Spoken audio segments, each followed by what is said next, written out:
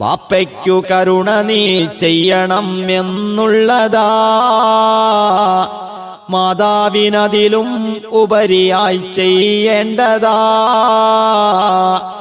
അത് ബാപ്പയേക്കാൾ 3 ഇരട്ടിയിൽ വേണ്ടതാ. പ്രസ്തുത ഹദീസിലേക്ക് കൈ ചൂണ്ടുന്നതാ. അതിനുള്ള കാരണം തന്നെയും പലതുള്ളതാ. ചിലതിബ്നു ബത്വാൽ എന്നവർ പറയുന്നതാ.